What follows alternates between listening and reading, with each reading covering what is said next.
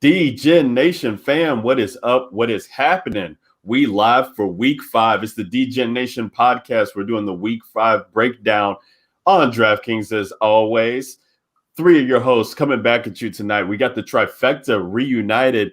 Ryan here at Ryan Alexander _W is where you can find me on Twitter, joined by Maddie Dickinson at Maddie DFS. And Kev Steele is back this week with us. The Godfather at Fantasy Rat 13 is where you can find him on Twitter. And we got the week 5 breakdown to get ready for. Man, oh man, it is going to be quite the week, Maddie.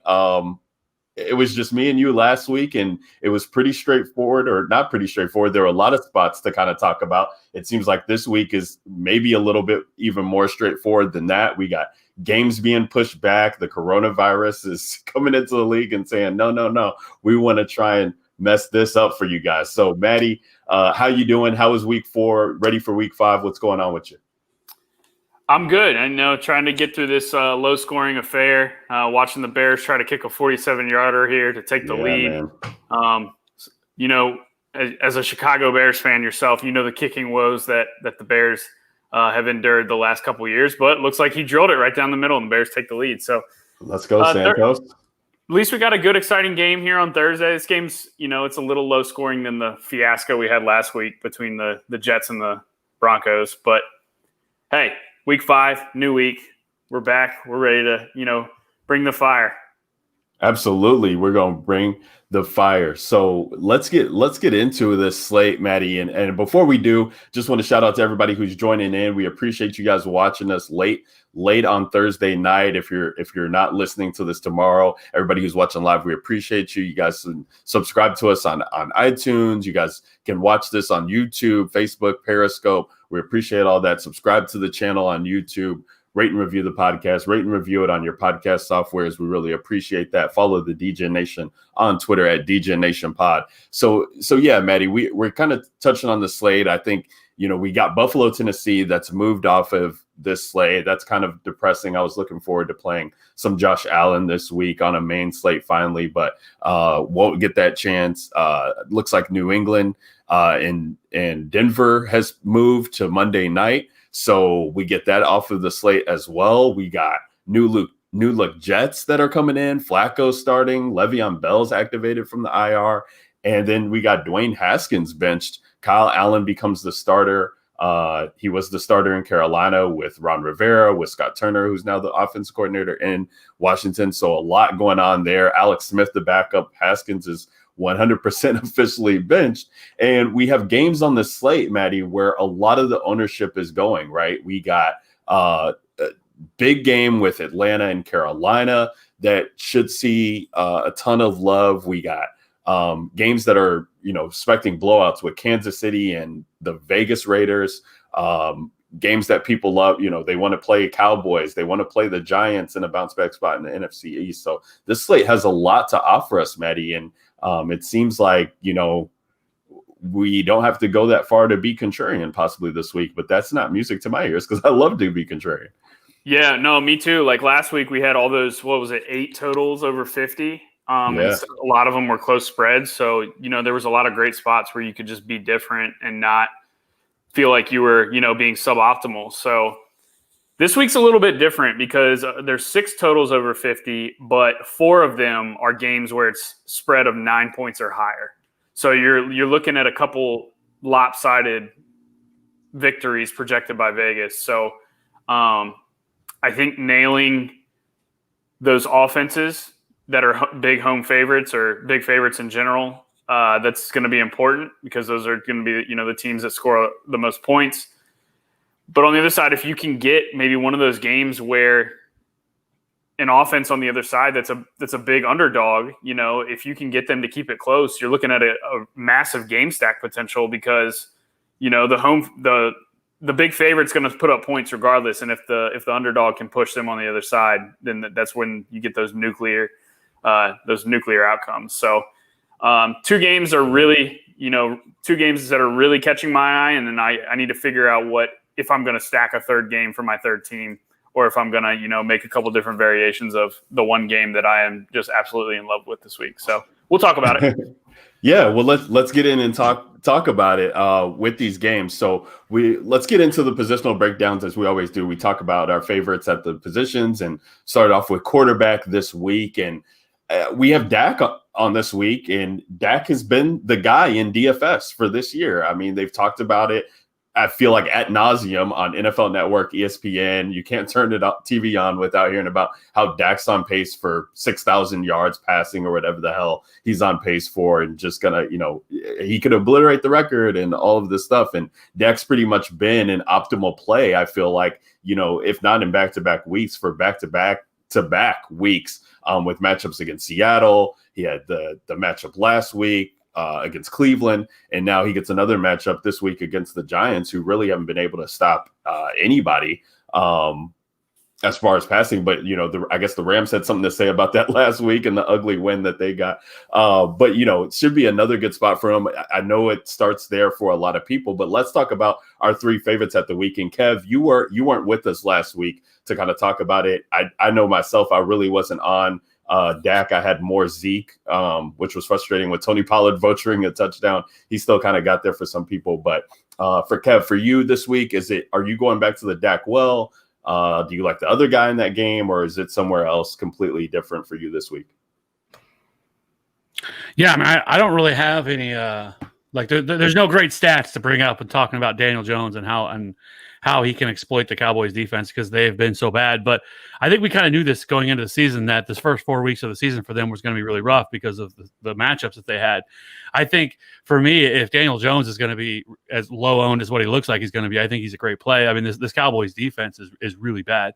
So I like the other side of the ball, attacking with Daniel Jones and going with, and it's such a cheap stack too, where you can go Daniel Jones, Darius Leighton, and Evan Ingram, and you're spending very little salary to do it.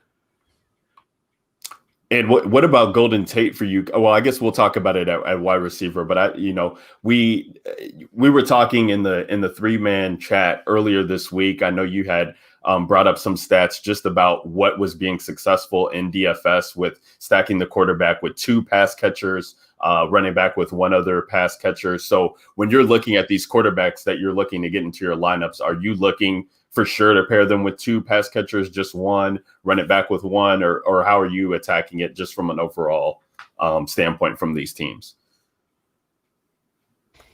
Yeah, I mean, so if you look at it, I think it's been the last 3 weeks, the winning Millie Maker lineup had a quarterback, 2 pass or 2 wide receivers, and then running it back with the opponent. Last week it was Dak and Amari and CeeDee Lamb, and then running it back with Odell. It was kind of the play. And I think that's probably the most optimal approach. And I don't think anything is going to change I don't think anything's going to change on that.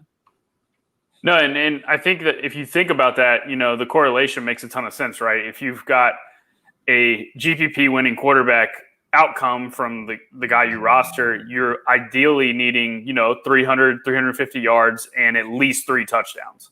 So, if he gets 3, 4, or 5 touchdowns, not all those touchdowns and yards are going to just one guy, and you likely need, the second guy as well. Sometimes the 100-yard guy isn't the guy that catches 2 touchdowns, and so the 100-yard guy gets the bonus and has 7 or 8 catches, and he's above 20 points, and then another guy catches 2 touchdowns, and he's above 20 points. There's just so many, different ways different guys can get there. And I just think a lot of people, like Kev said, a lot of people will just go that one wide receiver route because they want to get all this exposure to all these games and don't want to go all in on, maybe one passing attack or one game stack as they should, because, if that game has a ceiling outcome, you need to have as much exposure to it as you possibly can, which is what we've seen with Dallas the last couple of weeks in the games that they've played in. It's been, full Dallas Atlanta stacks, full Dallas in Cleveland stacks. And that's like just how it's been, because those games have gone absolutely nuclear. So if you're projecting games to, go lesser or score less points, then obviously you don't want to just full stack games like that. So, I think it makes a ton of sense, like Kev was saying, to, try to pair 2 pass catchers with your quarterback if you can.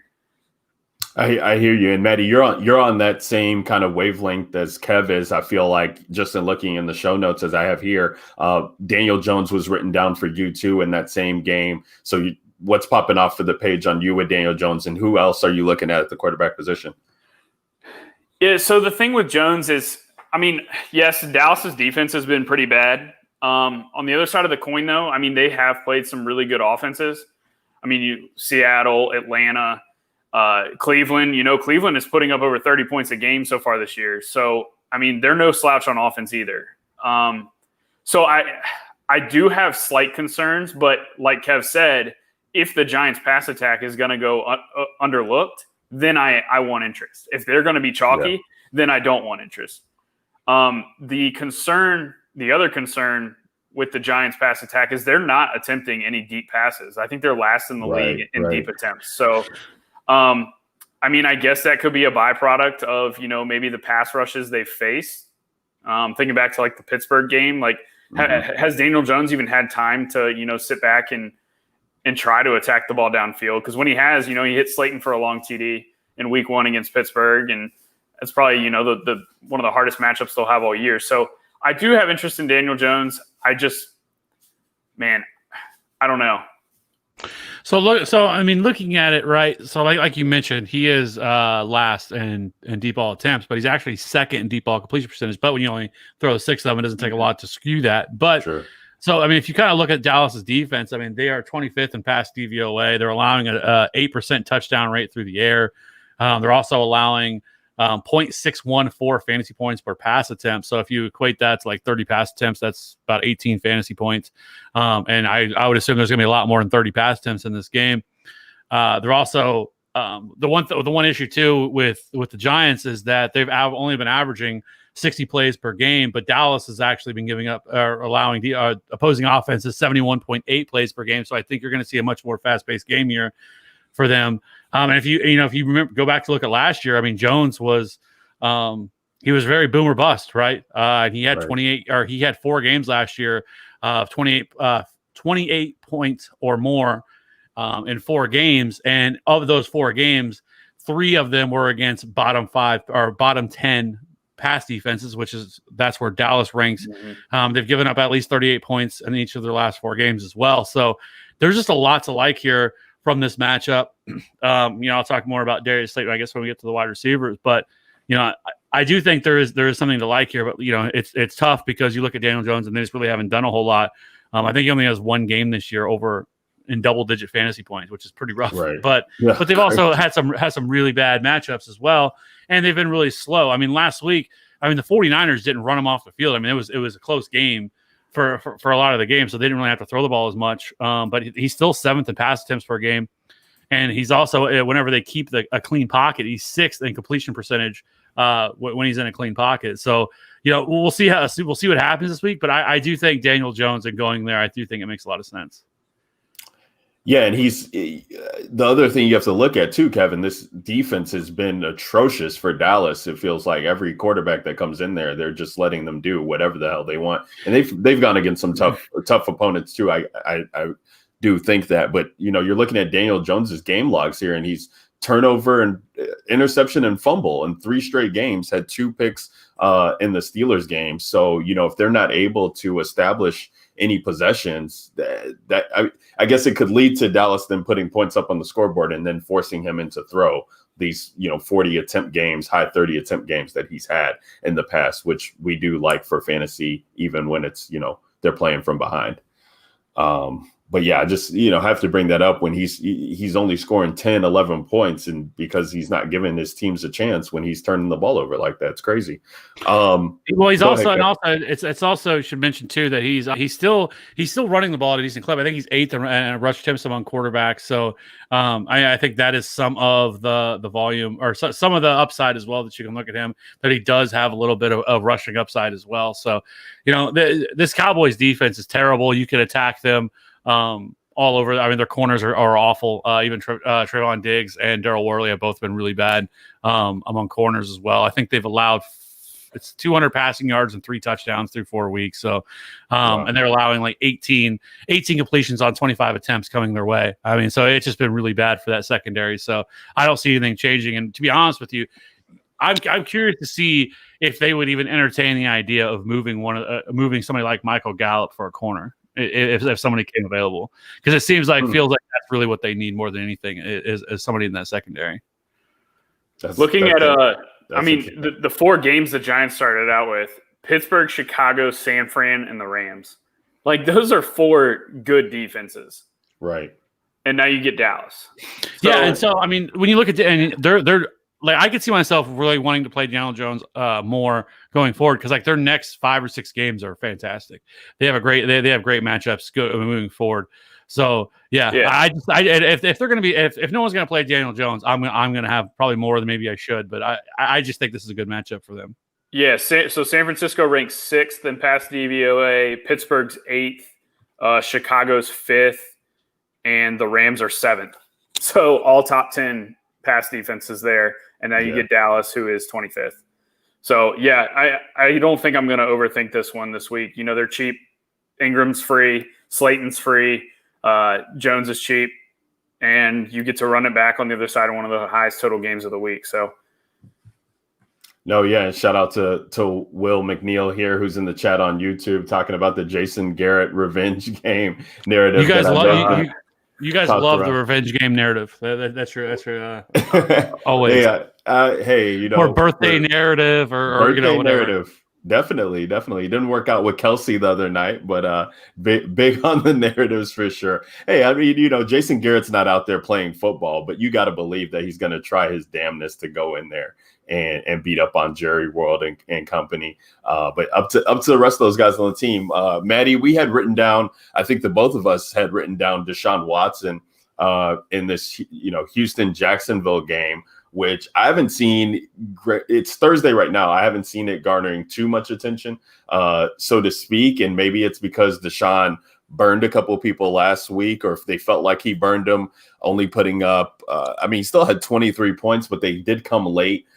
Brandon Cooks looks dead. So, you know, maybe people aren't feeling like they can feel comfortable stacking anybody in this game with him except for Will Fuller. But you're looking at this matchup here against Jacksonville, and quarterbacks have pretty much had their way against them. And so we get Deshaun Watson here. He's got Bill O'Brien out of the mix. He's finally free. Take the handcuffs off of him. Maybe, you know, he gets a sigh of relief and he can go out there and just really perform, you know, under his own accord with the offensive coordinator who's still there. So Deshaun Watson, he comes in at 6,900 on DraftKings, pivot off of, you know, guys like Dak Prescott, doesn't have the same rushing upside as Kyler Murray, but, you know, off of the big guys at the top, I do like getting to some Deshaun this week. Yeah, I love Deshaun. Jack's ranked 32nd in pass DVOA. The game's a 54. I think it's 54. Yeah, 54 total. Yeah, 5.5 point spread. So Vegas projecting a 1-score game. We know Minshew can keep it close on the other side, and you know Robinson. He's got a really good rushing matchup on the other side. So there's just, I don't see a way that, you know, I don't see Jacksonville really struggling to move the ball to get to the point where Houston's like, okay, let's just run the football.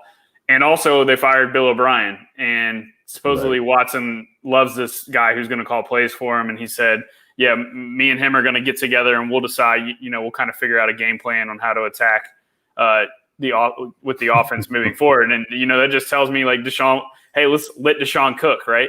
So, I mean, and Will Fuller's not, I mean, he's priced fairly for, you know, his production.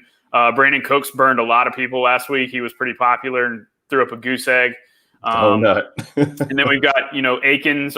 If he plays, he's got a concussion issue he's dealing with. Obviously, he's the tight end there against the Jags, who are, you know, near the bottom of the league defending the tight end position. So there's just a lot of ways you can really attack this Jacksonville defense through the air. And Watson, you know, we've seen he's got as high a ceiling as Dak does, considering his rushing upside too. So, I really love that game. That's my favorite game of the week. Yeah, I like that game too, Maddie. You like getting some exposure to him, especially if he's not going to be as popular with that letdown from last week. And you know, we also got to talk about some of these other guys here too. You know, Patrick Mahomes, Kev, you're the KC guy. The Raiders matchup here, he smashed the Raiders in previous matchups, throwing for four touchdowns, just really doing big things, just touchdowns galore. I don't think he's really had too many big 300-yard or plus games against them. You can correct me if I'm wrong, but I know I saw a couple 4 touchdowns there. Just multiple in this matchup and have his way. I know they had a running back game as well too, and we could touch on CEH on the other side where they had like 3 running back scores. But Patrick Mahomes in this matchup against the Raiders when they're nearly 2 touchdown favorites seems right? We just saw him light it up on Monday. Well, yeah, he didn't light it up on Monday, but they had to come. that was a rough game. Second half. Second half, yeah. Yeah, but so yeah, I love Tyreek in this game. Tyreek has played really well against the Raiders in his career. I think he has 400 yards and 5 touchdowns against the Raiders. So I really like Tyreek. But yeah, you can definitely play Patrick Mahomes. Obviously, he is priced up, and generally speaking, I try to pay down at quarterback. But I think this matchup is so good for them. I think that this could be another monster Patrick Mahomes game.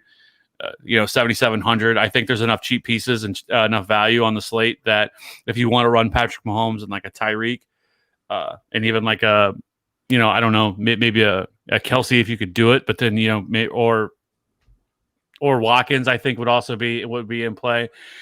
I don't know who I'm running it back with because I know it sounds like Henry Ruggs is back and will be back this week, but Kansas City will be getting Rashad Breeland back after his 4-game suspension, so he'll be worked back into their secondary as well. Their secondary has played pretty well. They've done a pretty good job of limiting big plays, so I'm not sure where I would go on the other side. Probably Darren Waller, but the Chiefs have done a decent job against tight end, but they have been beaten at that position as well. So I think if I was going to run it back with anybody, it'd be Darren Waller, though I do like Josh Jacobs, which we'll talk about in the running back position. But so, yeah, if you did that, then I think, if you wanted to play Evan Ingram at tight end and then Darius Leighton and get other pieces from this Dallas game through that without, totally game stacking, and I think you could do that. So I do like Patrick Mahomes. Patrick Mahomes always is in play. We know that.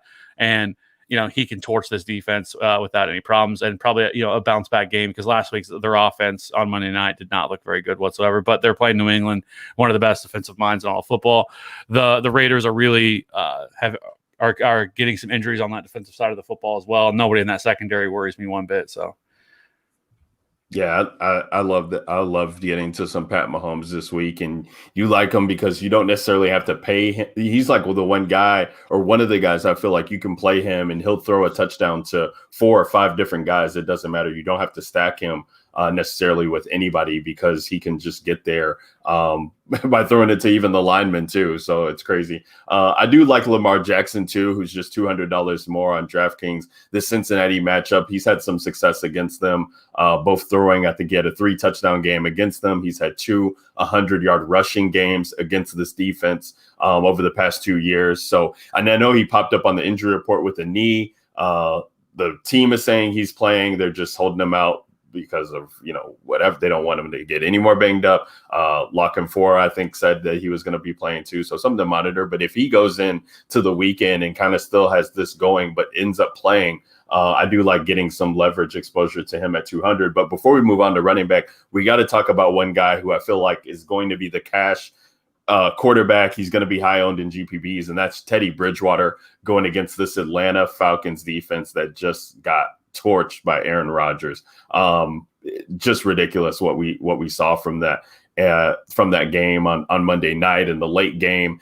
And they really just haven't been able to stop anybody. Every quarterback's had success against them. The wide receivers are having success against this secondary that's been depleted. I think, Kazee on the IR now with an injury, and they're going to get AJ Terrell back from the COVID list, but just really depleted in the secondary. And you have a Teddy Bridgewater here who's 5,900, and we've joked numerous times that Teddy Bridgewater will win somebody the Millie this year. So is it going to be in week 5 with the options that he has? I mean, you have to think so, right? Because Atlanta's actually been a big pass funnel. They rank 12th in DVOA against the run and 31st against the pass. And, we've seen teams just attack them through the air, and the opposing running backs they face haven't really had much success on the ground. And so, they're not going to just come in and bang Mike Davis between the tackles over and over again, because they love to use him through the air too. So right. We just saw Green Bay torch them using their running backs, but in the pass game. Like both Aaron Jones and Jamal Williams were heavily involved in the pass game against Atlanta on Monday. And, Rodgers had his way. Dak had his way a couple weeks ago. Russ a couple weeks ago.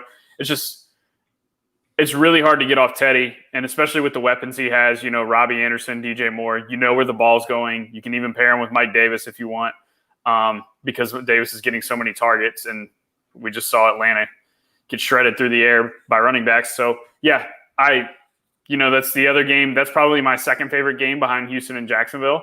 I expect Carolina, Atlanta to be a little more popular because there's more big name players in that game than there is in the other one. But yeah, it's hard to get off that game too. Yeah, it seems like just a fair spot. He's 5,900. And you like the way that it's trending up for him. Just against Arizona, had 27 points, got his rushing touchdown, 30 yards on the ground too. So you still like to see that, that he has that in his repertoire coming off of that ACL injury that could have been career ending. So I think he's definitely a safe play and should be an exciting one to see where his ownership ends up being on Sunday. One more. We just got a question in before we move on to running backs. Will's here in the chat asking about Kyle Allen, who's 4,100. Is it crazy to go there? Is there any way that you guys could see yourselves getting to Kyle Allen? Maddie, probably not you with the three teams that you build, but Kevin, you're more multi-entry player like myself. Does that pique any interest for you at that price tag? In the matchup against the Rams at home? It's not a very good matchup. They're not a team that's loaded with talent either. It's Terry McLaurin and that's about it. Maybe Logan Thomas could finally, actually do something. I don't hate it at 4,100, but I think on the slate, there's not a lot of high-priced guys that you're trying to jam in, right? There's no high-priced running back. There's not the Christian McCaffrey this week. There's not a Michael Thomas who's 9K that you're trying to get to. So, if this was that kind of a slate and you're wanting to get that, then I think you could make the case for a Kyle Allen. But I just don't think there's any absolute reason to do it. I think you can pretty much play all the dudes without much of a problem. And so, I just don't think I could get there. Yeah, right. You think about if Kyle Allen has a really good game, what's he score? 20 points? I was going to say, I was even thinking 16 points. That's 4x his salary, but you're still not excited about that. Yeah, because if Dak or Deshaun or Lamar or Russ or Mahomes, if they have a really good game, they score 35 to 40, and all of a sudden you're 20 points behind. And so somebody out there in a tournament, if they have one of those high-scoring quarterbacks, they will have whoever the random cheap wide receiver is that explodes, that goes off. There will be that pairing. So, it's one of those things you've got to try to expose yourself to the highest ceiling possible. And I think, getting those really high upside quarterbacks makes a ton of sense on a weekly basis. Right, and especially this week, like Kevin said, there's no Michael Thomas 9K, no McCaffrey 10K, these jam them in guys. It's not an issue this week. There's a lot of 5 to 6K guys that are in play, and then some good 4K values. So I haven't had an issue with salary myself. Yeah, no, I don't really think it's a spot that you need to go to at all. If you want to play him in cash to get guys that you feel comfortable with, then by all means. But in tournaments, you're really looking for players to get you 30 points, all your players to get 30 points. You really want 200 DraftKings points on what we're seeing in some of these tournament lines with all the scoring that there's been this year is just crazy. So, that's kind of what you want to look at to win. Let's move on to running backs here.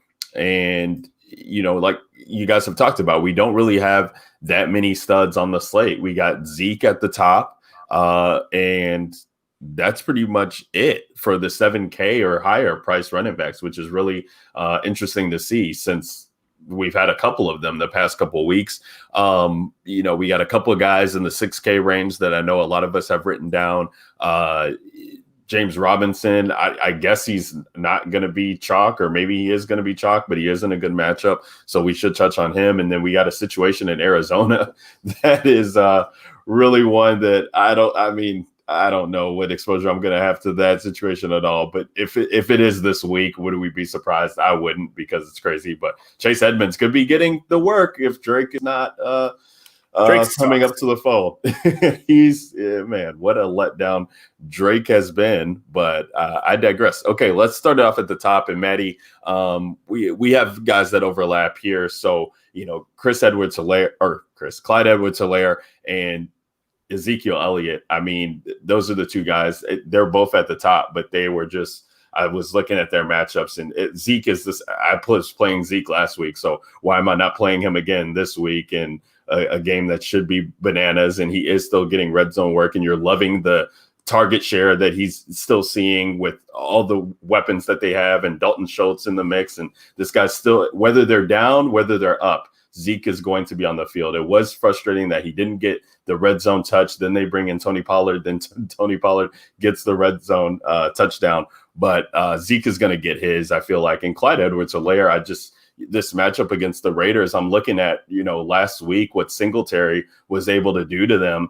in this matchup, and kind of what running backs have been able to do with them this year. And just off the sheer volume, I love the pass catching work that Clyde Edwards-Helaire is seeing. And at 6,800 in this matchup where they're favored by 2 touchdowns, I mean, Kev, you're the KC guy. Are they going to take this guy out? Because he's been on the field for pretty much, everything. Darrell Williams is kind of just a shell, and they're not bringing in I can't even think of the other guy right now who people would Darwin Thompson. Yeah, Darwin Thompson. Thank you. Who fumbled, I think, already with the carry. So I just think this guy should be on the field for a ton of work. And with running back, safety is kind of what I look like. I want the home favorite. I want the touches. Maddie, where are you at this week with running back? So I think you started it off perfectly when you said there's not really any, high price, high ceiling guys at the running back position. And when that happens, like, I almost just want to lock in Zeke's floor. Like any other slate, I'm probably not playing Zeke against the Giants, because the Giants have actually been a respectable run defense this year. They rank 11th in DVOA. They're right up there in the top 10 in a couple of the metrics that I look at for the defensive line metrics. And so it's not a matchup that, really makes me excited to play Zeke, but they are almost double-digit home favorites. It's a high total game. Like you said, even if they go to resort to the pass and a good pass matchup, he's still going to be involved. I just don't see, does anybody else on this slate have a 20 to 25 point floor like Zeke does? And I don't see that. There's a lot of guys who, maybe score 10 to 15 as their floors on a weekly basis, but Zeke's the only guy who's going to consistently run out low 20s every week, pretty much no matter what.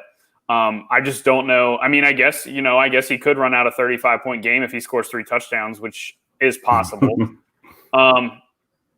It's just, man, and 7,800 doesn't feel too egregious for him either. It's like, I almost feel wrong not playing Zeke on the slate just because of the lack of other high upside, high floor options at the running back position.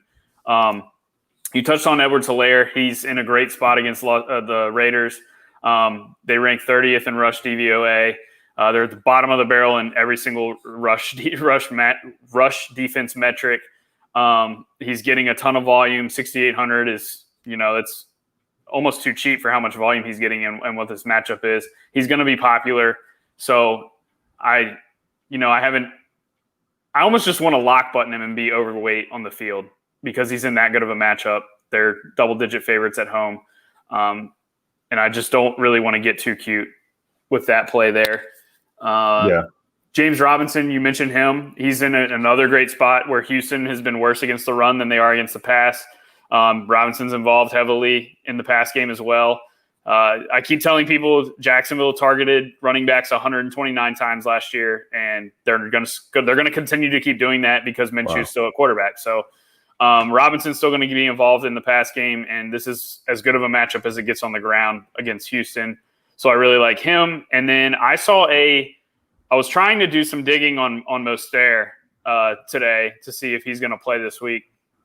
And I came across a quote where Shanahan said, I'm not too confident in Mostert's availability for this week and his outlook. So to me, that screams 5,800 Jerick McKinnon, 91% snap share against the horrible Miami Dolphins defense. And I will have him on every single team if Mostert is ruled out, because Jeff Wilson, he played maybe 1 or 2 snaps in the first half last week. It's like it is McKinnon's team right now with Mostert out, and he looks really good. Like, he's almost playing bigger than what his size actually is, and he looks as explosive as ever. He's getting all the high-value touches. He's too cheap against Miami. So those are really the 4 guys that I'm really keyed in on, and I'm just going to, kind of take what my builds allow me to get to. I don't know what I'm doing with Kareem Hunt yet. I don't know if you guys have a read on that situation. Indy's been middle of the road and everything that I look at. So it's not a horrible matchup, but it's not a good one either. And Cleveland they're like the number 1 rated rushing offense in the NFL. So I don't know what I'm doing with Kareem Hunt. Well, so Maddie, I think I saw something about how the Cleveland offensive line has been a lot better as of late as far as run blocking goes.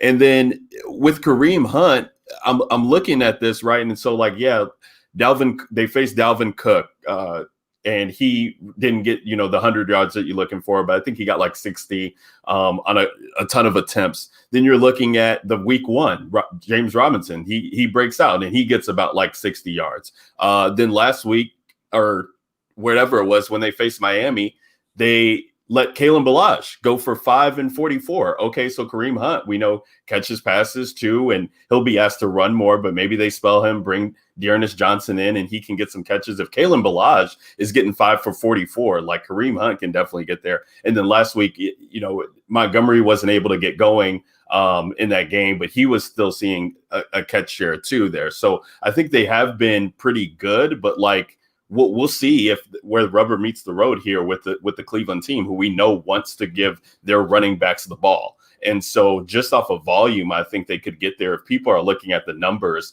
I think we should, still look at the matchups too. And I think they did get lucky in stopping Cook there and not facing, good enough talent maybe at the position just far yet. But we'll see. But I thought that was interesting to just look at those numbers there. But Kev, talking about running backs here, you got a guy here that plays in the division of the Chiefs that I think you're pretty heavily on this week. Yeah, I think you can play Josh Jacobs. The Chiefs have been terrible against the run this year, and it really hasn't changed. We saw it last week.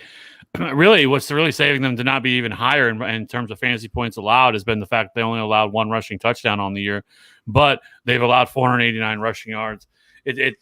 It's just been a weakness of them. I think if had Baltimore stuck with the run, I think that that game could have been a little bit closer, because they were just gouging the Chiefs the entire game whenever they wanted to run the football.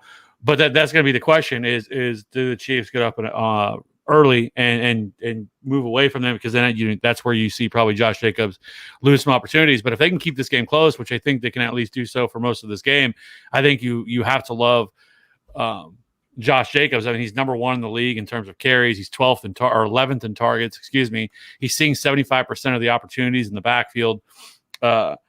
15 red zone touches, which is 9th. Like, I know he's really struggled the last couple of weeks, but he's been getting really some pretty bad matchups as well. So I think this is kind of a breakout spot for him, and he's not expensive at 6,300. I think that is too cheap for what the upside is for him, because he could give you 30 fantasy points in this game, and it really wouldn't surprise me that much. He continues to be involved in the passing game as well. Mm-hmm. So I just think there's a lot to like here. He hasn't scored a touchdown since that big 3-touchdown game against Carolina. So I think he's due for some touchdown positive regression there. So I just think he's in play, and I don't think a lot of people are going to get on him because of the fact that I think people will expect the Chiefs to be down or up early and kind of neutralizing Josh Jacobs a little bit. So I do like Josh Jacobs quite a bit in this matchup, especially at his price. I just can't seem to get away from that. Sure. I think a few other guys that I really like here in this game or in this week. Obviously, James Robinson. I don't have to mention anything more. The dude's just crushed and balled this entire year.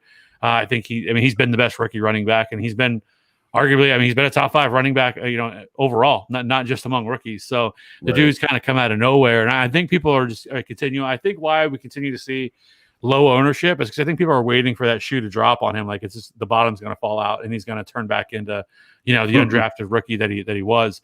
And I mean, if he's going to continue to see the volume that he's getting, I don't see how you can go away from that. Like he feels like he should be a 7K running back, but because of his name and he's James Robinson, he's not as sexy as a lot of these other guys. And so people just aren't playing him at as high a rate as I think they should. And then the other guy for me is David Johnson. I think that he is definitely in play. Jacksonville is not very good against the run. I think this is a game that Houston can control, and this could be the first game that we really see that Houston's able to lean on David Johnson a little bit more as well. So, and he's utilized as a pass catcher. So I'm so happy that Bill O'Brien's gone. The dude is a fucking horrendous head coach and has no business being a head coach. There's quite a few actually NFL head coaches that deserve to be fired. I'm surprised that Adam Gase actually still has a job and Bill O'Brien got fired. So, all right. I mean, Dan Quinn's not that far behind the co as well. Matt Patricia was right there with him. I mean, it's a cluster of guys who have no business being head coaches in this league. But yeah, so I mean, for me, I think as those guys, I did see the Gibson name that you have down, and I think Antonio Gibson is actually kind of interesting. The only thing that was worried about me with him is that, like, looking into his numbers, it kind of scares me is what kind of snap share is he going to see, because he had 26.9, 71% against Arizona whenever, and then he had 39% and then 47%, and he's not getting a lot of carries, but he is getting targets and he's getting receptions. And the Rams have been terrible against the run as well. I mean, their defensive line, I think that, they're 31st in adjusted line yards, 31st in stuff rank. I mean, there's a lot to like there with Antonio Gibson, but I think the biggest question for me is he going to get the volume? But at 5K, like, he doesn't have to go off for him to pay off that price tag too. So I do kind of like the Antonio Gibson call. Yeah, and I just think that, so we'll see again, is this going to come to fruition? We got, Kyle Allen there at quarterback, and I'm not going to play Kyle Allen, but I'm looking at what Kyle Allen did when he was in Carolina, and it was, I mean, McCaffrey, he was the quarterback for the McCaffrey year, the McCaffrey wide receiver fantasy number one person. So I'm looking at Kyle Allen to get him dump offs. I'm looking at the red zone numbers for Gibson. So he's got like 8 out of the 11 carries in the last 3 weeks for Washington in the red zone, and 3 out of 4 goal line carries, touchdown in 3 straight games. So, at 5K on DraftKings, and if we can get the pass catching work from him, I just, I definitely want to play him. And, that was too, Maddie, without seeing, if we're not going to get McKinnon at 5,800, who I would, I can trust him, I feel like, a little bit more because of how Kyle Shanahan feels about that guy. But Gibson, I want to be early on him if I can. And at 5K at a running back position that doesn't really feel, all that good in the 6K range for me, so to speak, 5K for running backs just seems nice. And then I wanted to touch on something else here. I mean, just real quick with the Arizona situation. Mike Davis was the other guy. I love his pass catching work that he's seeing.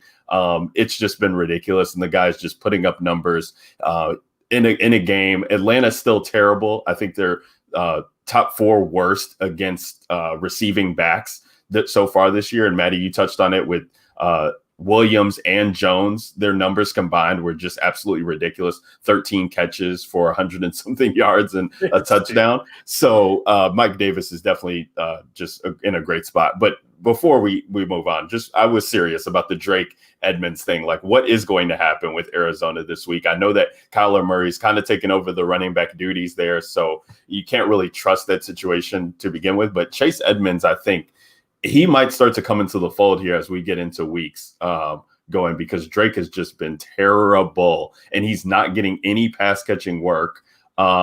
So, this has got to be something to monitor. I feel like if something comes out of this game this week. I think this offense as a whole has been terrible. I mean, really, it's not even just the running backs department. I mean, Kyler has not been very good outside of his rushing upside.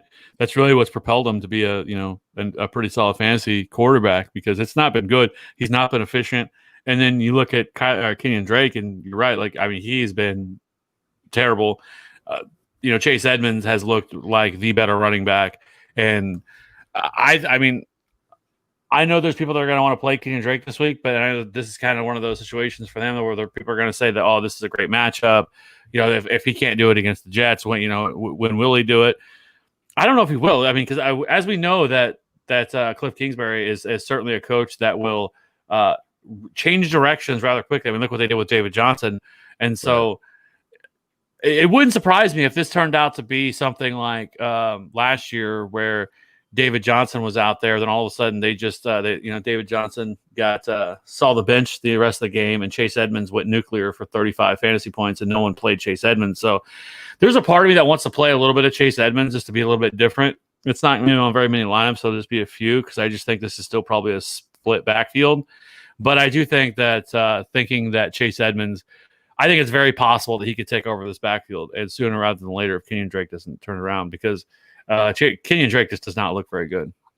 No, absolutely. I agree. And it's like in week 3, we said, all right, fine. Well, if Kenyon Drake can't do it against Detroit, then he's not going to do it against anybody. And then we said, okay, bad game. If he can't do it against Carolina, then he's not going to do it against anybody. And now here we are in week 5 saying if he can't do it against the Jets, he's not going to do it against anybody. He's not going to do it. It's like, I think I'm going to say it till I'm blue in the face, but he was wearing a boot during the preseason or training camp or whatever you want to call it, and boots are not precautionary. There was something going on with his foot to where he needed to have a boot on, and it wasn't let's just be safe, and try to take care of his foot. He's got something going on. He's hurt. He's, like you said, his pass game usage, which is kind of what he's been known for, it's been non-existent. It's been all Chase Edmonds in that regard. And it's almost like they don't want him to go out and run routes. And it's like they're trying to hide his injury or something. I don't know. But I agree. Chase Edmonds is going to take over that backfield at some point.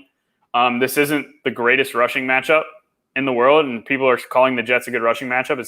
Jets have actually been kind of good against the run. So I'm off that situation this week completely. But yeah, no, Kev, I'm fully on board. I think it's Chase Edmonds sooner rather than later.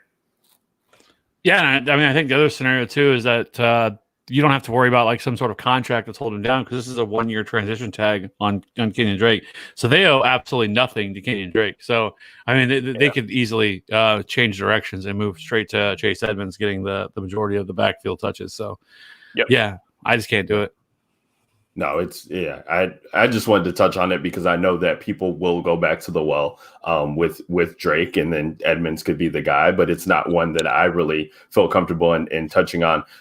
Real quick, guys, before we move on to wide receiver, as I want to get to wide receiver here, but question we got, Todd Gurley, are we liking him? He just, getting red zone usage there, and it's a good matchup against Carolina, but can we trust the volume will be there? Because, if they don't have Julio, they're running out some really questionable names at wide receiver. Todd Gurley is the same stat line every single week. He gets 50 to 60 yards, and his points come from touchdowns. If you think he scores 2 touchdowns, you can play him. If he doesn't score two touchdowns, he legit has, a 6-point floor from rushing for 50 to 60 yards. Yeah. I was going to say, I just think he has a really capped ceiling. Yep. I think 20 is maybe his max. Right. Scoring 2 touchdowns.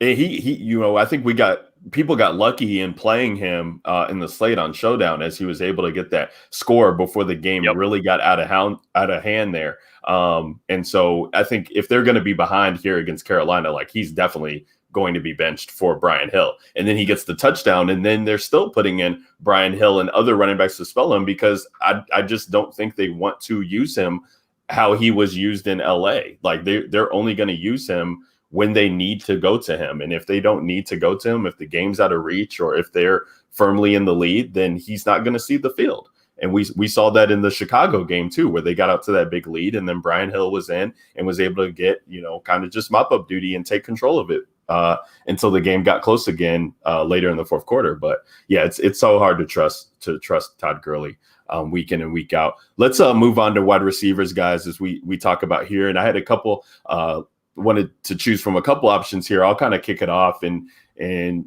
start by just saying, like, Amari Cooper is my God, this week. He's at home. We've talked about the home splits before. The matchup against James Bradbury, it is definitely one that, should be a little tough for him, but you're just looking at this volume that the guy is seeing, and this target share is just absolutely ridiculous. I mean, Dak just loves him. He, out of all the options that he has to throw to, like Amari is leaps and bounds, been the number one receiver. Touchdowns are coming in for him. He's averaged 23 fantasy points at home. Like in this matchup here against the Giants, if they can move him around a little bit, I think Bradbury will still shadow, but if they can just get him off of that matchup, he could possibly get into some work there. I know that some people have had some success against them, and there are more other favorable matchups in this offense, but I just, what Amari Cooper has been able to do for this team, I love. And then you guys have some similar ones, so I'll let you touch on some others, but Marquis Brown is the other guy that I have interest in. If I'm playing Lamar and I want to get some exposure to a stack there instead of, getting Mark Andrews, who seems to score 2 touchdowns every time this dude touches the field. But you're looking at Brown here, and I do think it's a get right spot against the Bengals. The Bengals have been able to been attacked by Darius Phillips, I think is his matchup, and he's been giving up some big plays, and you're just loving the downfield work. He's seeing downfield targets; they're just not coming into fruition this season for him, and more of a target share that he's getting not only on deep targets but in the short routes too. So he's definitely, they don't have anybody else. Like Miles Boykin is not getting there, Willie Snead's not getting there for them. Lamar is going to have to use Brown, and he's 6,300, so he kind of falls right within that range. But he's a tournament play for me. But I definitely like getting some exposure to him. And then I did want to talk deep GPP about Nelson Aguilar, who has come out of the woodworks, but Ruggs is back. I think he practiced today in full. So even at 3,600 or 3,800, whatever Aguilar was, I don't know if you can go there with Ruggs back, but it was exciting to kind of have some Aguilar on the afternoon only slates last week and getting some slot usage against Buffalo. That's been nice. So, but I don't think it'll be the week here. I was hoping they would be behind and they would have to use them, and at that price tag, why not in the Chiefs game? But I digress. Kev, I'll go to you because you have a guy in KC that is on the cover of this show this week for YouTube. So I want you to touch on him and then some of the other guys you have written down. Yeah, I already kind of let the cat out of the bag on that one because, so like I said, he has torched the Raiders throughout his career. 400 yards, 5 touchdowns throughout his career. Obviously, he's a big play guy. He's somebody that can go out and, but I mean, they've been using him all over. I mean, he's not just a big play guy anymore. He's somebody he's going to see a lot of targets. So, I mean, he could go out and absolutely roast this defense. So, I think a real nuclear Tyreek Hill game is coming, and this definitely could be the one. So, and his price tag is very easy to swallow. It's only 6,900. I mean, he's usually a guy that's 7,600. So, being a little bit lower in price, I think that's nice, especially being 6,900. But some of the other wide receivers, I think that I like here. It's been interesting to see how Carolina has almost completely role reversed DJ Moore and Robbie Anderson. Like Robbie Anderson has become the short intermediate pass catcher he's always been known as a deep threat guy. And DJ Moore has always been the guy who's been an incredible route runner, who's always been a short and intermediate guy. And then this year he is running basically the deep routes, which is obviously not the high probability ones. And he's always been a yak monster, but they're not giving him that opportunity because he is running these deep routes. I mean, if you look at him right now, I mean, he's got 6 deep targets. He's averaging 16 yards per reception, which is 15th in the league. But then you have Robbie Anderson, who is the complete opposite, who is actually where I just had it up. He's averaging 13.5 yards per reception, which is 41st in the league, but he's also number 2 in yards after the catch in the league. So it's been weird how they've basically switched roles. And, a lot of people haven't really been on Robbie Anderson, even though he's had some really big games. Like people still have yet to really, really get on him. But I do think DJ Moore in this matchup against Atlanta, DJ Moore is just way too cheap, and I think that he comes in as a pretty strong play in this game. I think that he could bounce back quite a bit here, and so I do like DJ Moore. especially at his price. I just think he's a little bit too cheap. Some other wide receivers, we talked about Darius Leighton, so I don't really need to go too far into that. But, I mean, Darius Leighton, he's fifth in routes run among wide receivers, 16th in targets. The Cowboys have allowed 2.32 PPR points per target to wide receivers, which is most in the league. And like I mentioned, he'll see either Darrell Worley or Trevon Diggs, who have combined to allow 18 of 25 passing for 193 yards and 3 touchdowns. So neither one of those matchups really scare me for Darius Leighton. And, we'll get to the tight end position where we talk about Evan Ingram, but I think you could play Golden Tate. He's just not getting the volume that you're looking for, and he's not doing – his ADOT is absolutely horrific. He's not doing anything yards after the catch. So I don't mind Golden Tate, but I just can't see a scenario where he kind of really hits the number that you're looking for, because I think he's 4,600. So he's not that much cheaper than Darius Leighton. I would much rather play. I mean, we've seen Darius Leighton's torch, the Pittsburgh defense. I just think this is a fantastic matchup for Darius Leighton.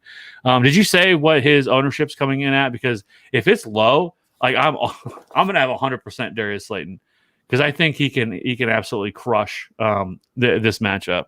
And that price tag is just ridiculous. So nice to be able to 11%. Yeah, I have no problem with that. Like I'm not worried about 11% ownership. The other guys is DJ Chark. We saw how important he is to this Jacksonville offense. He came back last week and scored 2 touchdowns. Great matchup for him here going against Houston. And then the last one is Michael Gallup, which I know is super risky because the dude has just, again, he's not getting any other routes besides the 9 routes and stuff like that. He's been more of the deep target, but the thing of him is with Dak throwing 50 times a game, there's always going to be volume for there. So even though he may only be I think he's getting like 13% of the targets. Like I think he is going to be a boom or bust type guy, and this is another great matchup for him. So I think Michael Gallup can eat in this game. So I don't think he's going to carry any ownership. Everybody's going to want to play Amari. Everybody's going to want to play CeeDee Lamb, and I would just rather play Michael. I take a shot on Michael Gallup, kind of like I did it whenever they played Seattle a few weeks ago, and that's when he had his big game. So, if I'm looking for pieces, these are the games that I want to target, and this is the pieces that I want to get the most action on. I think if you really wanted to get like cute this week without Julio Jones, I think that you could play one of the. You want to say Zacchaeus, don't you? No, I was going to say, yeah, one of the Atlanta pass catchers. Yeah, I think you could play him. I mean, if you look what he did last week, I mean, he had 9 targets, 8 catches, 86 yards. Yeah. He's 3K. I mean, it's hard. So if you were looking for value, I think that's where I would look at it from, because there's no Carolina corner that I'm even remotely worried about in this game. And so, yeah, Calvin Ridley will definitely bounce back, and Russell Gage will continue. But if this dude's going to get that kind of usage without Julio in the game, and Julio, I mean, played part of the game last week, and then even if you go back to week 3, he still had 6 targets in that game. So right. There should be a lot of targets here for him to go around. So I think you could play Zacchaeus at 3K. Yeah, I mean, anybody who runs underneath routes for Matt Ryan, who's Mr. Just, I'm afraid to make a mistake, you're definitely going to see some work there. Maddie, wrap it up, put a bow on it with some wide receivers that you like this week. You guys touched on most of the ones that I'm interested in, but just to throw 2 on top of them, I don't think you guys mentioned either of the Houston pass catchers that I'm interested in. That's Will Fuller and Brandon Cooks. We go back to Brandon Cooks after he burned everybody last week. Okay, ready. He only has 33 less air yards than Will Fuller. He's got 250 compared to Will Fuller's 283, but he has 140 less receiving yards. He's got 138 compared to Will Fuller's 274. So he's due for some positive regression. He's seen 1 less target than Will Fuller. He's got 21 compared to Fuller's 22. They're the clear 1 and 2 option on the offense. Jacksonville's dead last in DVOA against the pass. Also worth noting too, Jacksonville's slot corner DJ Hayden, they had to put him on IR, I believe. So they were saying they're moving one of their starting outside corners, Trey Herndon, to the slot. So that means the 2 outside corners are going to be backup corners, and Herndon's playing out of position in the slot. So that Houston Jacksonville game, you guys touched on DJ Chark on the other side. and even Chenault. I think Chenault's interesting because Chenault gets the coveted Vernon Hargraves assignment. So yep, I saw that he's questionable, but if he's out there, that'll be. I would assume Roby's going to follow Chark around. I would think. Yeah, and I mean he's okay. He's not. Chark can definitely eat his lunch. So, and if you look, I love that game. Well, if you're looking for a narrative, it's the team coming off firing their head coach narrative that they seem to always play motivated. Watson's going to throw probably close to 50 times if I had to guess, regardless of what the score is. Yeah, so that's why I do think Brandon Cooks is actually a really sneaky name, especially coming off such a bad performance that he had last week. Yep. Like he's got to get going eventually. They traded for him, so this could be the week that I think that he really does. Who else do they have? It's him, and I guess Randall Cobb is the other Cobb option. is the slot guy. Yeah, those three guys. Kenny Stills has mixed in some, but it's looking at the routes run. It's those three guys that are clear head and shoulders above everybody else. It's Fuller and Cooks mainly on the outside, and then Cobb in the slot. Yeah, and I think Cobb has the most favorable matchup according to PFF with the advantage there. But again, Cooks that dude's not leaving the field. It doesn't seem like so. No, even though he disappointed last week, definitely some leverage to be there. And yeah, you said 4,100 for him, Maddie. That's ridiculous for what he can do when you're looking at the wide receivers in that range who could pay off in a good matchup. I think, I mean, we touched on most of the receivers that I wanted to get to. If Julio is ruled out, Ridley do anything for you guys at his price tag? I believe it's 7,900, or no, that's 7,500 for him, 79 for Hopkins. So I'd rather pay up for running back is what I was going to say. I'd rather play like a Zeke, CEH, James Robinson type, like 2 to 3 of those guys probably. Yeah. I don't know that I'll have the salary to get to Ridley. I would, if you play like a Teddy team, that's probably where I would get my Ridley exposure because Teddy and Robbie Anderson and DJ Moore don't cost that much. And so you can definitely probably afford Ridley running back on the other side. Yeah. Yeah, I mean, I think it's more so a cash play for me at all, like in tournaments, because I don't want to have any exposure to Matt Ryan. Like I just am not going to. He frustrates the hell out of me, and I don't want it to be this week. And if you're playing Ridley, you have to play Matt Ryan in that game because of just even with the target share that Ridley could expect to see. There's so many other guys that Ryan just feels comfortable throwing the ball to. He's not going to just pepper a guy all the time. So, if Ridley's getting down there in the red zone, he could give it to Gurley. He could throw it to Hurst. He could throw it to Zacchaeus. So many different guys could be popping off, and Ridley could still get there with the yards and everything and maybe 1 or 2 touchdowns. But he's not also bananas. Yeah, it's also, too, the situation. Obviously, everybody's different, and every team and every matchup is different. But when these top wide receivers miss games, like it makes the offense as a whole less efficient because like a Julio Jones, he draws so much attention from the defense, and that a guy that's talented as Calvin Ridley is not getting that much attention as Julio. And so he's able to absolutely smash when Julio's out there. So like, does the defense start to double cover Ridley more because he's now the obvious top option? And hey, beat me with Russell Gage and Zacchaeus, right? So like, and Hayden Hurst, like beat me with those guys. I'm taking away Calvin Ridley. It's like, those things are things that I try to, think through, and I don't always know the answer. So I could definitely see a way, Ridley, he got blanked last week and Julio basically didn't play because he was A, limited when he was in, and then B, he was ruled out early in the second quarter. So I could see a similar, like he's not going to get blanked again, but I could see a similar route where Ridley is very limited in production because, double teams and they just focus on him. Yeah, I hear you there. We got a question in. T.Y.'s been bad, but against the Browns banged up secondary, is there any interest? I'd rather play Pascal. Yeah, Pascal against the slot. Yep. So some of my Pascal shares in Dynasty have all of a sudden revived now with Phillip Rivers being there. it's just so hard to trust Ty. I mean, you thought maybe he could get there against the Bears last week, as we were seeing, big plays just even tonight with Tyler Johnson coming into the fold and being able to get some, and Mike Evans. I'm not comparing T.Y. Hilton to Mike Evans level, but he was capable at one point of doing things in a good matchup, and T.Y. just hasn't shown us that he's going to be able to get there. And Rivers really isn't. He's just going elsewhere if he can't get there. I got 3 other tight ends who, want to do something. So I'll throw it to them instead. Hello, Burton, Mo Alley Cox, and Jack Doyle. It's very frustrating for Ty, but I can't put DFS money onto a guy like that, I don't think. And you're talking about Brandon Cooks, Maddie being 4,100. Randall Cobb's down there too. There's just so many other spots that seem more enticing. Kev, you got anything else before we move it on to tight end? No, I think all right. it. So let's move it on to tight end. Do some quick hitters here, as we're always pretty straightforward with it comes to the tight end position. Kev, let's start with you. Favorite tight end this week? Evan Ingram. For sure.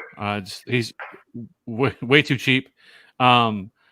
He's still seeing all the numbers are there for him. He just hasn't really produced. And really, if you look at it, well, the Cowboys have been terrible as well against the tight end. So I think this is a smash matchup for Evan Ingram, and he's just way too cheap for what his upside is. He can give you 25 plus fantasy points. So I just can't get away from that in this matchup. And again, if I was gonna like we've said multiple times, I think Daniel Jones, Darius Leighton, and then run Evan Ingram at 4,600. I think is just too hard to get away from.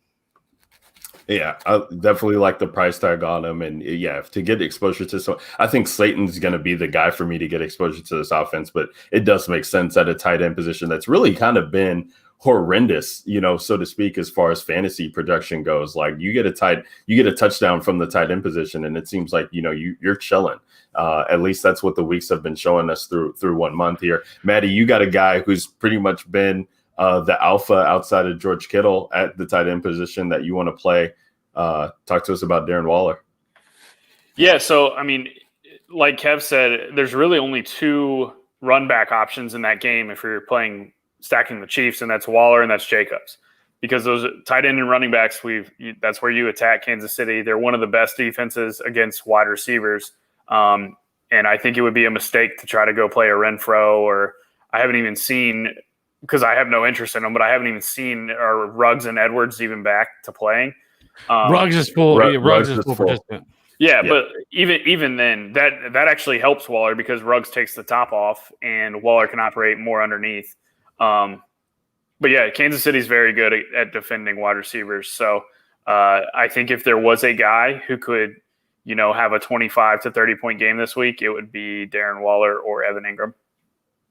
Yeah, and he's been eating in tough matchups. I was looking at the Patriots game that the Raiders had against them, and not really a good matchup for him. But Derek Carr just that's my guy. Targeting him. Yep, exactly. I'll go back. So just on pure volume. Go ahead, Kev. I was gonna say, if you look at Evan Ingram now, I got it pulled up. I meant to have it pulled up a minute ago. He is playing 93% of the snaps, which is 4th best. He's 2nd in routes run. He's 3rd in targets. He's got a 21% target share in this offense. The problem has been all of his targets has been really low volume. He's got 17 receptions with 8th among tight ends, but he's only got 131 receiving yards and no touchdowns.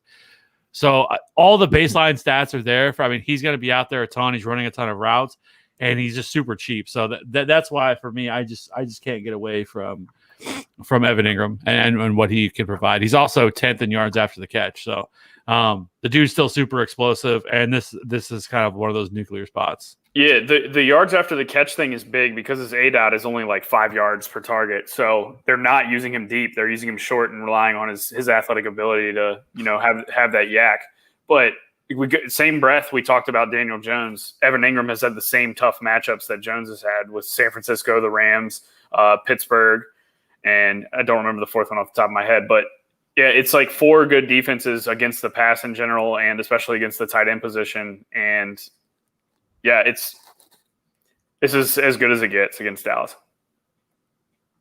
And 4,600 you're paying for the matchups he's already had and not paying for his Dallas matchup.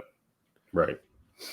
Points in bunches. You got to love getting exposure to that game in any way, shape, or form. The tight end for me, guys, that I had written down and that I was kind of excited to play last week before the game got moved was Eric Ebron for Pittsburgh. So he just had 7 targets in the week 3 game, going for 52 yards there, and was really kind of building a rapport. A lot of the beats out of Pittsburgh were saying that they were, working to get on the same page. And we saw that game kind of come to fruition. And then they were even going to implement him more so in that game against Tennessee. And now he's coming. So he missed a week. So people might forget about that target game. Comes in this week. He's facing Philadelphia at home. We know Ben Roethlisberger has had some success at home. This Philadelphia team, while the targets haven't been there, they've still allowed 5 touchdowns to the tight end position, which is good enough for second, I believe, in the league. And yardage, I think they're top 5 there.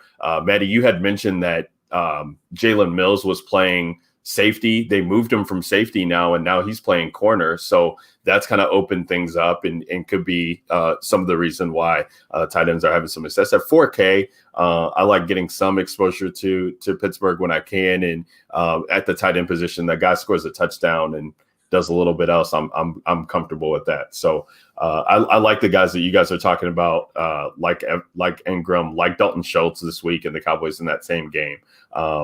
And definitely like Ebron too at 4K, who just gives me some salary relief on some of those guys to play around, maybe at defense.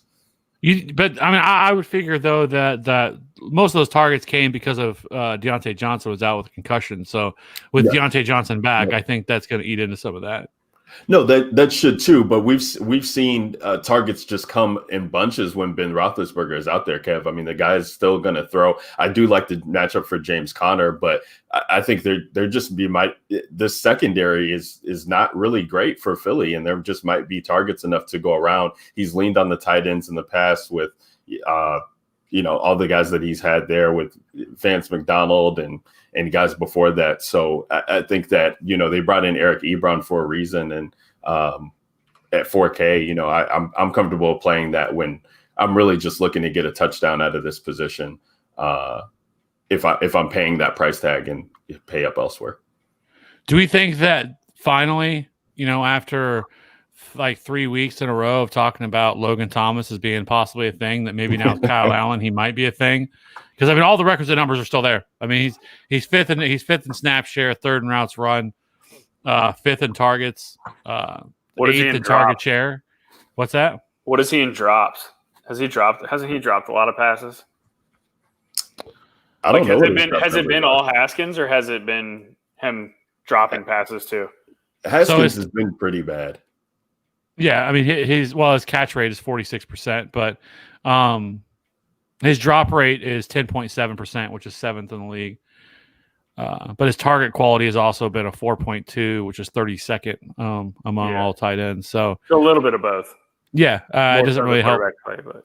So, he's 3,500. I mean, 1 week Logan Thomas is finally going to pay off going to that well, but and it's not a terrible matchup either. So, I don't hate Logan Thomas. I think, Maddie, didn't you have him down as a GPP play? Not this week. Or was that Ryan? I thought it's Ryan. Oh yeah, I guess I did have him. Yeah. Yeah. I mean, you don't even get the credit now, Ryan. If he goes off, no, I guess I thought I might have taken him off because McLaurin was questionable yesterday, or what's the day? Yeah, Thursday. So on the first report, he was questionable, but I think he came back and practiced full today. So if he was going to be missing, I thought there would definitely be some interest in paying $3,600 for him when I was comfortable playing $3,500 for him with Dwayne Haskins. So why would I not do it with Kyle Allen, who might have his work cut out for him and have to just, find tight ends to lean on here. But yeah, now that McLaurin's back, I think that's going to be the guy. And I do like Gibson that much more too. So Thomas would be 3rd for me.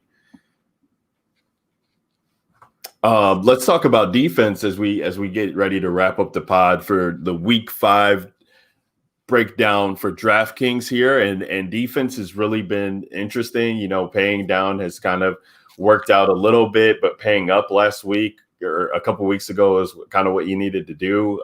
But you know, if you paid down for Dallas against the Browns, that really bit you in the ass.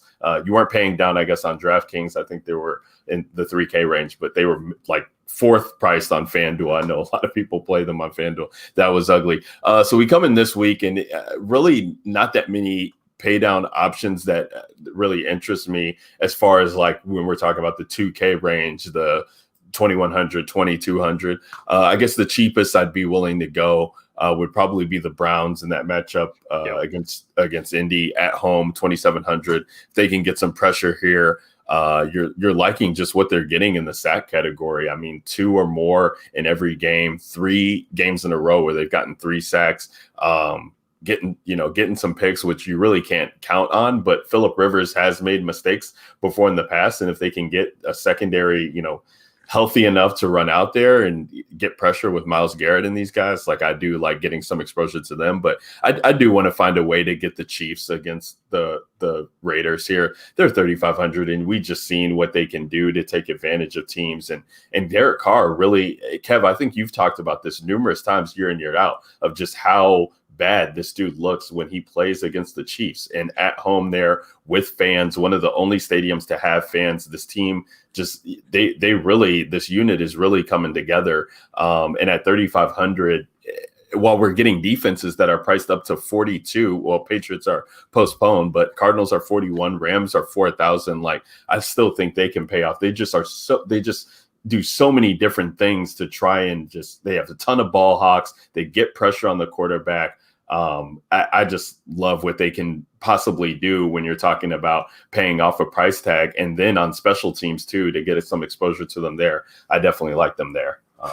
So those are my 2 guys there. Maddie, what say you at defense? Yeah, I like Cleveland. We know Indy wants to run the ball, and Cleveland's been a top 10 run defense this year. And they're near the top of the league as well in sacks and pressuring the quarterback. So, yeah, I always want to sign up for a cheap defense that can get pressure on the quarterback. And we know Indy's going to try to play slow and run the football, and that's been Cleveland's strength on defense. So I think it's a good matchup for them. I think it's a low-scoring game because Indy has a really good defense as well. So, yeah, Cleveland defense for me is where I'm going down low. Yeah, and I think you start out at the Cardinals at 4,100 if you want to pay up. Anytime you play the Jets, let's just go there. Even though, I don't know. They went to Joe Flacco this week, so maybe they improve. But I mean, Joe Flacco is just as fucking awful. He's worse than Sam Darnold, for that matter. So I think Cardinals at 4,100. You already mentioned the Chiefs, and then I'm on the Browns as well. I just think that.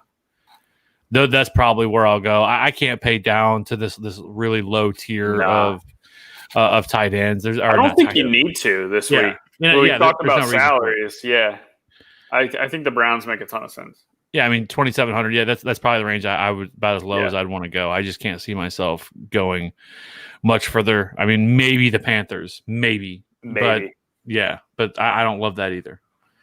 I would need Julio's going to be out, but I would definitely need to see Julio out before I did that. Yeah, and so I don't know. Yeah, that's probably about as far as I'd go. I did just see it came off the news. The Bills Titans game is gonna be played Tuesday, and then the Chiefs. Yeah. So we're gonna get Chiefs Bills on Sunday now because it was supposed to be Thursday night, right, and they moved it to Sunday. So we're gonna get Josh Allen versus Patrick Mahomes, which I think that's gonna be a lot of fun to watch. So I'm excited to see that game, and that's gonna be fun to have on the main slate now instead of just being a Thursday night game. Make sure all you guys tune in next week so you can hear us tell Kev how the Bills are going to beat the Chiefs. That's a lie. That's going to be a beautiful thing. I cannot wait for that. But it should be a really good game, though. Yeah, because we're going to get 2 on Monday because the Patriots game got moved to 4:00 on Monday, which is fucking weird. Of all times, they could have moved it to, and then what is that? Now we're going to get Tuesday football. So I will say though, the double headers on Mondays. That's got to be a thing. Like, they got to keep that going. Yeah, we've just had it for week 1, and I love having it week 1, and then it kind of goes away. You forget about it, but now having it back again in season, it's like dude, what are we doing without 2 games on Monday? Plus with the slates, like getting a 2-game slate instead of showdown in the week. I miss the Sunday night, Monday night slates so much. Oh my gosh, yes. Those were some of my favorite slates. Yes, but yeah, I'm a big fan of the doubleheader on Monday. DGen staple. All right, guys, before we got a couple more minutes here, and obviously we got to still do the DraftKings build here, but real quick, just so we can let the people know, we kind of kept it to our favorite targets. I know that people had been asking kind of in the reviews and in chats and stuff like that to kind of hone in on our plays. What are our plays? I think we did that, but I wanted to talk about game stacks, kind of where we're going with our ownerships here. It is Thursday. Things are always subject to change and things like that. But Kev, I want to start you off. Where are your favorite games to stack this week? I think we're all on board on this one, the Giants and Dallas game. I mean, until I get burnt, you got to keep going back to whoever Dallas is playing on the slate. We're just going to go ahead and load that up. I mean, and then Kansas City and the Raiders. I don't love the Raiders side as much, but the Kansas City side, obviously, and the Carolina, Atlanta, I think also is where I'm going to go. Yeah. And then Maddie, what about you this week? Houston and Jacksonville is my favorite this week. I love Deshaun. I think he comes out and goes nuclear with Bill O'Brien gone. Jags are the dead last ranked against the pass. And Jacksonville should be able to keep up on the other side between James Robinson, Chark, and Chenault and all those guys. So, yeah, I think that game scores 60 points and is the highest scoring game of the week. I like that call. Yeah, and for me, I like the Houston-Jacksonville game too. I mean, definitely have to have some pieces from the Giants and Dallas on builds. If you're not having any pieces there, then you're just holding your breath on Sunday and really hoping that game does not go the way Vegas and everybody else is expecting. And then Cincinnati-Baltimore, kind of the same way with me, Kev, with the Raiders and Chiefs. I like getting exposure to the Baltimore side of things, not so much the Cincinnati side, but I mean, maybe I could find myself Tyler Boyd. Having some Tyler Boyd, yes, or Joe Mixon again. But we'll see what happens there. But I definitely like getting to Baltimore for sure. So I'll have to play around with those builds. And as we talk about builds, let's get into the Week 5 DraftKings DFS build here. I'm going to load it up. And Kev, since you have missed now 2 weeks, but last week you started off, and why don't you let us know how this team is going to be built? Well, everything's on the table, Kev. Clean slate. Give me I'm gonna go Tyreek. Okay, there we go. Maddie, what say you?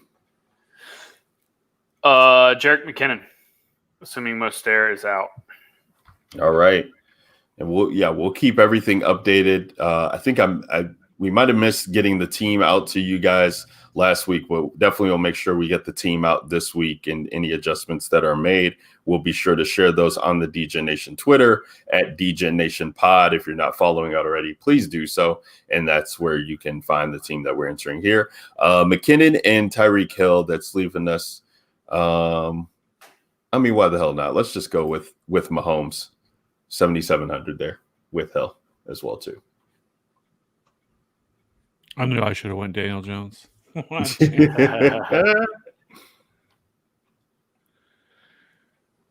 right, well, come on, Kev, give me something to root for here. Evan Ingram. There we go. Gets exposure to that game through the tight end position, which is pretty ugly. Evan Ingram, 4,600. That gives us 5K flat per position left. Running back, 2 wide receivers, flex, and defense. Josh Jacobs. Oh, wow. I did not expect you to go there, Maddie, but you did. Let's get Josh Jacobs. Run back with Mahomes. I was going to go Waller, but I don't want to do double tight end. That's fair. So we'll plug in Josh Jacobs. He is 6,300, 46 left.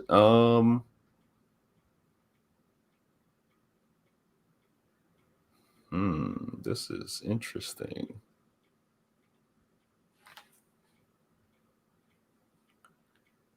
All right, I don't want to have to deal with anything, so I'm going to plug in Slayton at 4,800 and just put it on Kev. I'm glad you did that. So this is a question I wanted to ask you guys. I was meaning to ask you, but I forgot. Are you okay with playing both Slayton and Ingram on the same team without playing Daniel Jones? Because of how cheap they are? Because I found myself getting to that build quite often when I was playing around with builds earlier this week.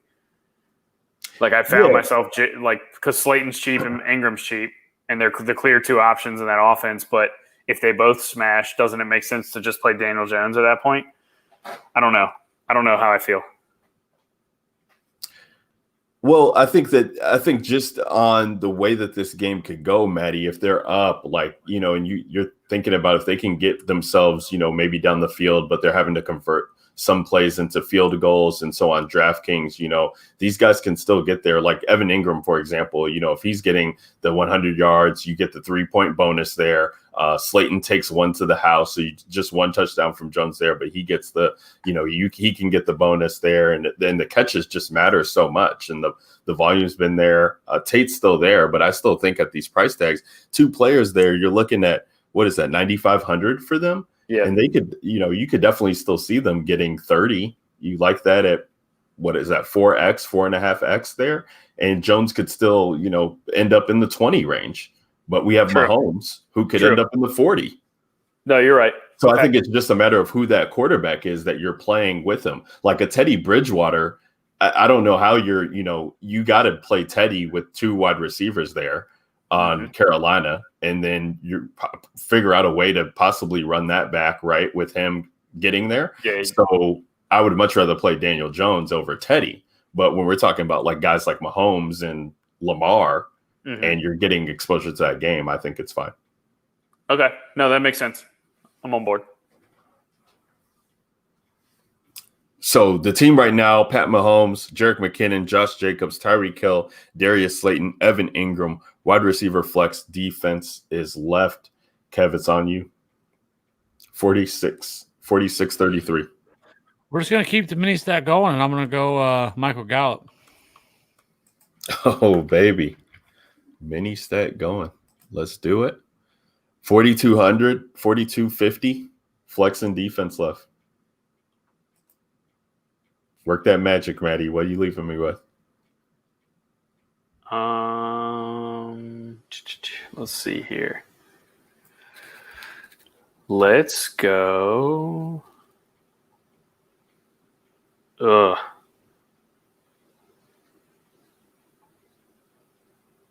Man. It's rough. It gets gross, really fast. 5,800 is awful. Like Crowder, Kenyon Drake, Todd Gurley, Ertz, Higbee, Deontay Johnson, Alshon Jeffrey. Ew. Well, let's see this. These are bad. What if we... I mean, you can get to like DJ Moore for $6K, but you'd have to 2,500 defense unless you're cool with the Panthers. Well, I was going to say, if you were going to play Browns D, which I think that's your favorite D. Yeah, that's what I was looking at. So it's 5,800 left at flex. I'd be willing to drop down from Mahomes to Dak to get CeeDee Lamb in the flex. Let's do that because we only have one Tyreek, one Chief with Mahomes. Yeah. So our mini stack would then just be the, Chiefs and Raiders game and hoping the points come from those 2 guys, but then we would have the Dallas and Giants stack. Yeah. Without Amari. Yeah, that makes a ton of sense. Definitely be contrarian. Let's do that. You on board for that, Kev? So we're running Lamb and Gallup? Lamb and Gallup? With Dak. Instead of Mahomes. Would you rather play Lamb or Amari? I don't think we can get to Amari. I would rather play Amari, but I would rather 7,400. So we can. So this is how we would do it. Rather do so we Lamb can do and it. Amari. Well, we can do it. So what we would do is I would drop Gallup down to Brandon Cooks, who's 4,100, and then pay up for Amari at 74. And we'd have enough. I love that. Yeah. Heck yeah, I do love that. Because we don't have any Jacksonville Houston exposure to that team before that, actually, Matt. And then we've got Amari in the flex. Brandon Cooks season. 0 salary left over. Yeah, I just want to make sure we had everybody in the flex who was going later. So, yeah, I mean, 0 salary left over. The team, Dak Prescott, Jerick McKinnon, Josh Jacobs, Tyreek Hill, Darius Leighton, Brandon Cooks, Evan Ingram, Amari Cooper, Browns D. Locking it in, guys, locking it in. We will share this team on the DGen Nation. We'll let you guys know what tournament that in. All these teams do go into tournaments. So we'll share that with you guys both on Twitter and in the Slack channel, which is still going strong. So guys, if you want to be into our Slack channel, the Fantasy Authority Slack channel, where it has Dynasty, Redraft, DFS talk, any general talk just about fantasy questions that you guys want in there. Appreciate everybody getting the questions in here for the show. But if you want your start sit questions answered, if you want redraft and dynasty questions answered, you got to get into our Slack chat. So reach out to Fantasy Authority at FF_authority, or reach out to us at DGen Nation Pod on Twitter. Guys, that's signed, sealed, delivered. That's going to do it for the Week 5 DraftKings breakdown. We got the Godfather back this week. Got a strong build going on. Telling you guys where you should be getting your ownerships exposure on a Thursday. You got to love it here. We're always bringing the heat at the DGen Nation. Guys, if you're watching on YouTube, make sure you're subscribed to the channel there. You can see it at the bottom right-hand corner. Get subscribed, like the show, like the video. Comment if you so choose to. Make sure you're rating and reviewing the podcast on your podcasting software. And let's get it for Week 5 and just hope that we can keep the football thing rolling. Everything's going strong. NFL's got it under control. It seems like drop the hammer on Tennessee. Let's get rid of this stuff and let's just get out there, play football. But we love what we're seeing. We hope to see you guys on the leaderboards. We hope to see you guys sending the screenshots, getting that money. And signing off for the Godfather, Kevin Steele himself at Fantasy Rat 13, signing off for Maddie Dixon at Maddie DFS, Ryan Williams at Ryan Alexander _W. That's where you can find all of us on Twitter. We'll catch you guys back next week for the Week 6 DraftKings breakdown. Until then, peace.